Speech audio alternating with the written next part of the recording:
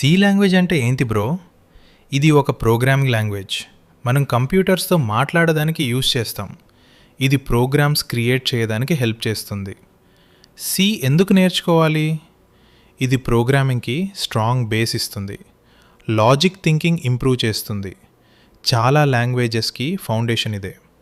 మరి C language ఎప్పుడొచ్చింది తెలుసా? Denis Richie create చేసిన లాంగ్వేజ్ ఈ సి. దీన్ని 1972లో బెల్ ల్యాబ్స్లో డెవలప్ చేశారు. సికి ఎన్నో ఫీచర్స్ ఉన్నాయి. ఇది సింపుల్ అండ్ ఫాస్ట్. ఇది మిడిల్ లెవెల్ లాంగ్వేజ్. ఇది స్ట్రక్చర్డ్ ప్రోగ్రామింగ్ లాంగ్వేజ్ సపోర్ట్ ఇస్తుంది. మెమరీ కంట్రోల్ స్ట్రాంగ్గా ఉంటుంది. సి నేర్చుకుంటే ప్రోగ్రామింగ్ బేస్ స్ట్రాంగ్ అవుతుంది. సిస్టమ్ లెవెల్ అండర్స్టాండింగ్ వస్తుంది.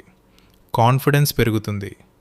దీన్ని operating systems, embedded systems, drivers and compilers, electronics ప్రాజెక్ట్స్లో వాడతారు. స్టార్టింగ్లో కొంచెం కష్టం అనిపిస్తుంది, కానీ వన్స్ అర్థమైతే ప్రోగ్రామింగ్ ఈజీ అవుతుంది. స్ట్రాంగ్ ఫ్యూచర్ కోసం డైలీ ప్రోగ్రామ్ ప్రాక్టీస్ చేయండి.